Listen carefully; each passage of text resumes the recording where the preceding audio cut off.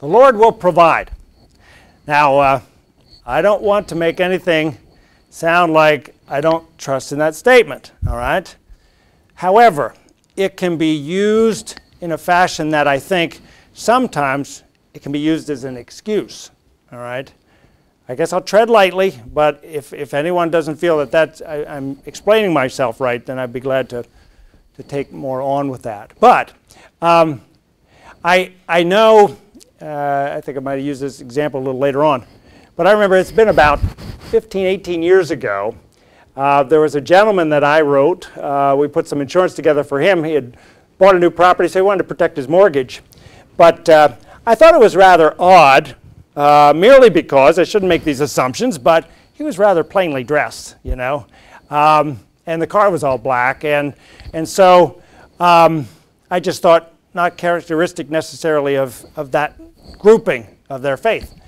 But sure enough, it was fine. He wanted to provide. He was getting married. A year or so after he was married, I think I got a call and he no longer wanted to continue with this. And I wanted to question because I went, you know, what has changed? Am I not serving him right? Did I not choose the right kind of product for him? But no, we just don't need it because the Lord will provide. And I thought, I don't know how to argue that. I mean, what am I going to look as if? I could just sense he wasn't willing to go down the path. Let's look at that, you know. That wasn't, it was to be the out. So I said, well, you know, John, you know, and that's up to you and your wife. So it just, nice couple. But I just think sometimes we need to watch because as my perspective is, there's a whole lot that the Lord lays out there for us. And, you know, I just think we ought to be providing in that respect. You know, that goes two ways, Doug. Yep. Some people who have a deeply felt faith perspective that the Lord will provide all of our needs, and He will. I mean, that's right. Certainly Paul said that in Philippians 4. I don't doubt that. People, you're right, who do use that as an excuse for being lazy. Yeah. And, you know, you think about the guy that has a hole in his roof and says, well, I'm not going to patch it because the Lord will take care of that. Well, the Lord, I suppose, could drop something into that hole, but you've got to take care of certain things yourself. That's right. That's right. He did. He dropped water in Okay. All right. Don't we just need to trust Him enough, and He'll eliminate our need to toil, suffer from consequences of poor planning? And that's obviously what I think John was alluding to. 1 Timothy 5:8. If anyone does not provide for his family, he's denied the faith and is worse than a non-believer. All right? In other words, this roof starts leaking and you're going to come with a response, the Lord will provide and fix it, you know. I don't believe you are doing the application of that section of Scripture. All right? So sometimes maybe the ability to know that I sense that I have a problem going on. Now applying what are methods to solve that is that's the Lord knocking you on this. I'm telling you, buddy. Look now. Look at your options. So that's what I think 1 Timothy tells us. Two things we buy, hoping to never use: fire extinguishers and life insurance. Now I want to get a little more in specific of some of these individual products and how they relate. No one argues that fire extinguishers are not necessary, but Christians will argue over two questions about life insurance.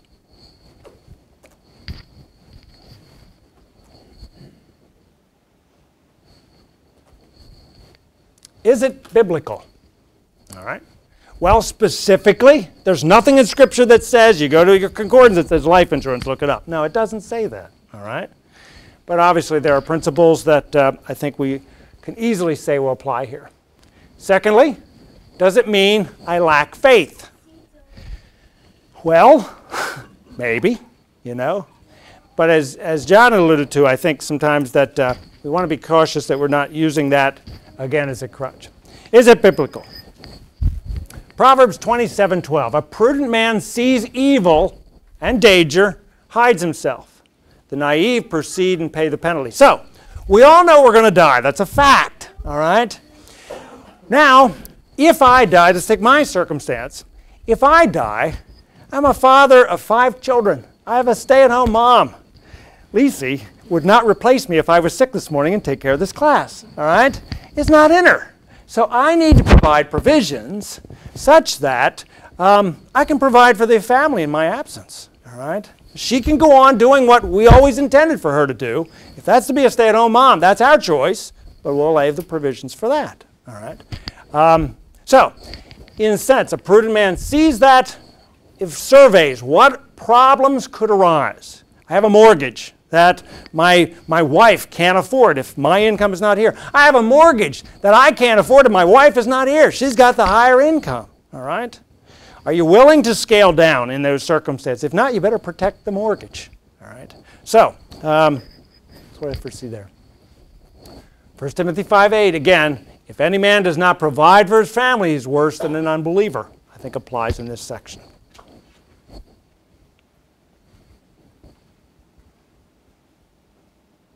Does it mean I lack faith?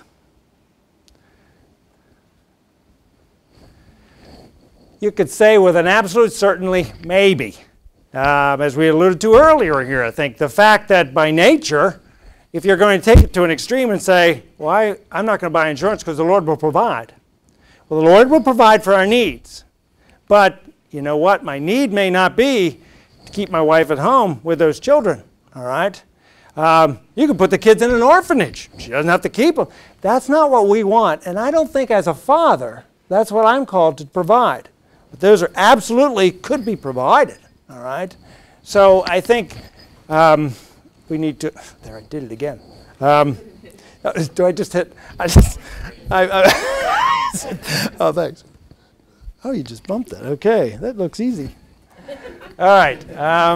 We'll edit that out. Yeah. Insurance is a tool, all right? Like credit cards, computers, cell phones, phones in general, whether it's good or bad, it's how it's used. All of those instruments, they could be used for bad things, all right? You can, and I think you were talking about credit last week, was your topic.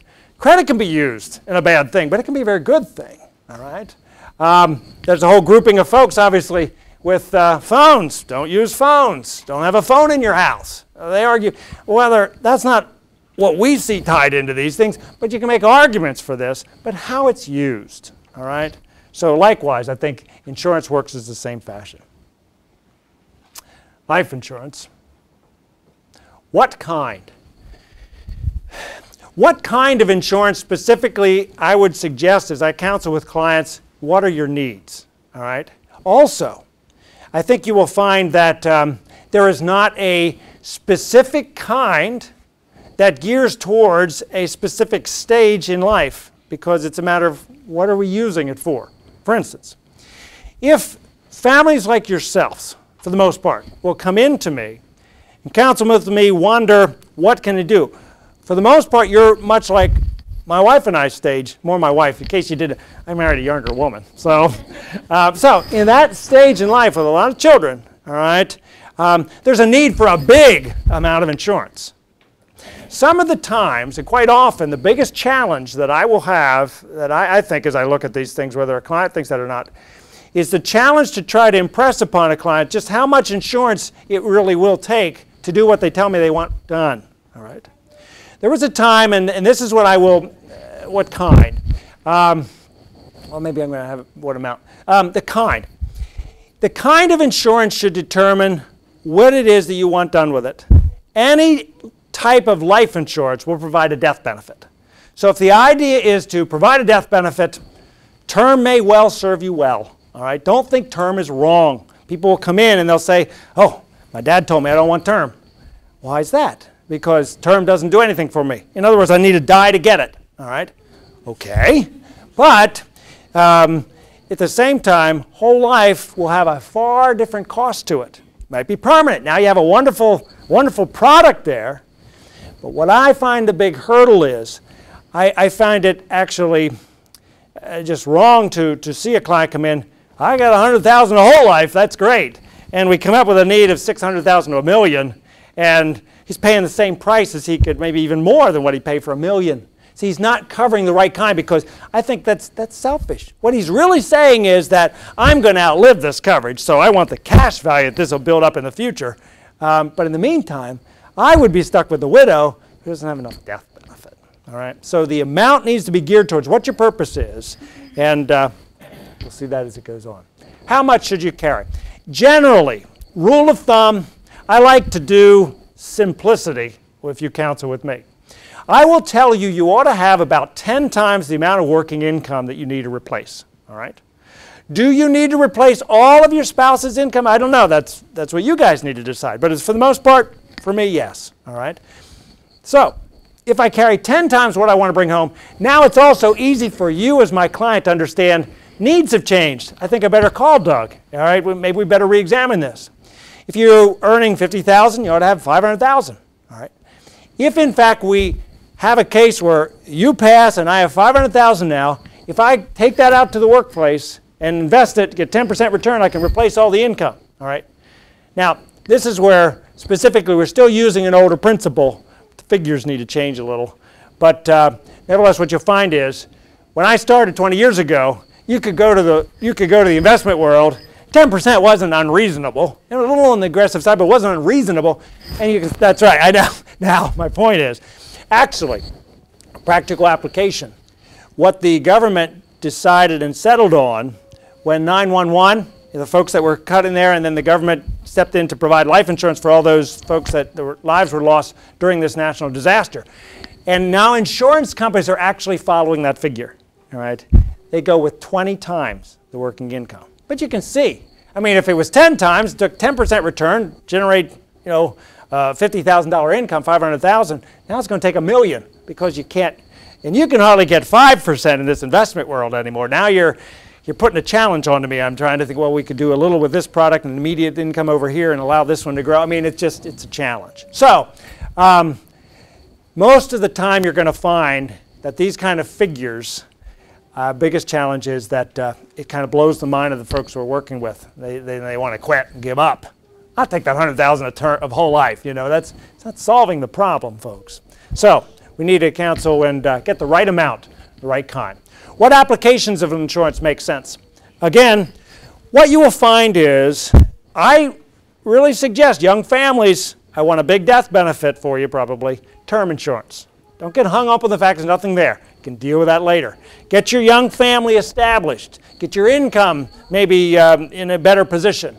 Get a few promotions. You can deal with that later. It's not unreasonable. All insurance, for the most part, will be convertible, so you're guaranteeing your health oftentimes. You will find, for those of you, depending on how you're employed, that there are business applications for insurances. All right? If you have a company that you own as a partnership, again, if you lose the other partner, do you want his wife or to be your business partner and you don't necessarily think they know anything about the business? All right?